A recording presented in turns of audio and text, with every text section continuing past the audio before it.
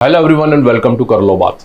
As you know, Kar Lo Baat is our quest to ease the difficult topics of law for you. And आपको पता ही होगा कि कर लो बात पे अपन भारतीय न्याय संहिता से की सीरीज अपन ने चला के रखी हुई है। तो आज मैं आपके सामने लेकर के आया हूँ। देखो, एक ऑफेंस है आज का अपना, जो क्या है, इट इज नॉट डिफेमेशन। पहली बात तो ये, it is promoting enmity between different groups on the grounds of religion, race, place of birth etcetera and doing acts prejudicial to maintenance of harmony. यानी जो हमारा सोशल ऑर्डर है, हमारे social order में जो पीस और हार्मनी है ना, उसको जो डैमेज पहुंचाता है अगर कोई, तो उसके रिगार्डिंग ये ऑफेंस है। तो आइए देखते हैं इसको, है ना। तो देखिए, सेक्शन 196 ऑफ भारतीय न्याय संहिता स्टेट्स हूएवर बाय वर्ड्स, शब्दों के द्वारा, ईदर स्पोकन और रिटन, बोलेगा या लिखेगा, और बाय साइंस और बाय विजिबल रिप्रेजेंटेशंस, तो या तो वो साइंस कुछ ऐसे दिखाएगा, है ना, विजिबल रिप्रेजेंटेशन से, और थ्रू इलेक्ट्रॉनिक कम्युनिकेशन और अदरवाइज प्रमोट्स। तो ये मेन पॉइंट यहां पे आ गया, प्रमोट्स और अटेम्प्ट्स टू प्रमोट। तो ये बात याद रखना कि अटेम्प्ट टू प्रमोट भी इसके अंदर इंक्लूड हो जाएगा, राइट। तो ये जो इंपॉर्टेंट बात है, प्रमोट्स और attempts to promote on the grounds of, ground यही रहेंगे, religion, race, place of birth. तो अपन ये देखेंगे, religion, race, place of birth, residence, language, है ना, कास्ट, सिक्स्थ, और कम्युनिटी, सेवेंथ, और एनी अदर ग्राउंड व्हाटसोएवर। तो अपना 8th पॉइंट हो गया। डिसहार्मोनी, 9th, और फीलिंग्स ऑफ एनमिटी, हेट्रेड और इलविल बिटवीन डिफरेंट रिलीजन्स, ये अलग चलेगा, A, religions A, racial, language, तो बी,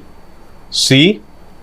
और रिलीजियस ग्रुप्स, रिलीजन ग्रुप और कास्ट और कम्युनिटीज। ऐसा अपन देख लेंगे कि इन रीजन से, मतलब इस तरीके से आप ये सब बातें कह रहे हैं, और इस बेस पर आप या तो रिलीजियसली कह रहे हो, रेशियल कह रहे हो, लैंग्वेज कह रहे हो, रिलीजन ग्रुप और कास्ट और कम्युनिटीज, और commits any act which is prejudicial to the maintenance of harmony between different religions, racial, language और regional groups और caste और communities, and which disturbs or is likely to, ये भी important हो गया, या तो डिस्टर्ब करेगा आपने जो कहा, या उसमें ऐसा स्कोप है कि likely to disturb the public tranquility, ठीक है। और next point, organize any exercise, movement, drill or other similar activity intending that the participants in such activity shall use or be trained to use criminal force or violence, or knowing it to be likely that the participants in such activity will use or be trained to use criminal force or violence, or participates in such activities intending to use or be trained to use criminal force or violence, or knowing it to be likely that the participants in such activity will use or be trained to use criminal force or violence against, यहां से important है,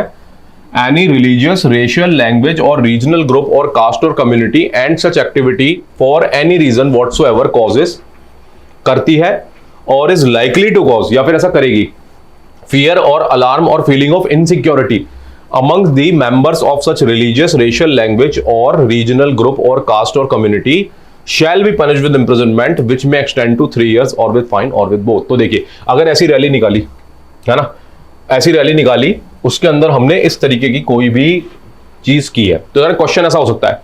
कि x ने organise की ऐसी rally और ऐसा कुछ किया और उसने ऐसा कुछ, तो अपना क्वेश्चन बन जाएगा ये कि, है ना, तो कि क्या वो रिलीजियस एनमिटी प्रमोट कर रहा है इसके अंदर। तो क्योंकि ये सेक्शन इसी के लिए रिगार्डिंग इसीलिए बना हुआ है, तो इस पे क्वेश्चन बन सकता है। इस पे क्वेश्चन बन सकता है कि इससे पब्लिक ट्रांक्विलिटी जो है उसको उसने ब्रीच किया, या तो डिस्टर्ब किया, या लाइकली टू डिस्टर्ब करेगा, लाइकलीहुड ऑफ डिस्टर्बेंस, तो भी अपन कहेंगे हाँ, ऑफेंस बन गया, है ना। जहां पर वो क्या कर रहा है, यहां पर वो एक तरीके की इनसिक्योरिटी लेके आ रहा है उस गिवन ग्रुप के मेंबर्स के अंदर, तो भी उसने ये पर्टिकुलर ऑफेंस किया है ना। अब अगला point, whoever commits an offense specified in subsection 1 of any place of worship, तो मतलब अगर आपने ये किया है कहीं भी किसी प्लेस ऑफ वर्शिप पे, ठीक है, सबसेक्शन 1 वाली बात है, ऊपर जो भी अपन ने पढ़ा उसके रिगार्डिंग कह रहे हैं, और इन एनी असेंबली एंगेज्ड, है ना, और in any assembly engaged in the performance of religious worship.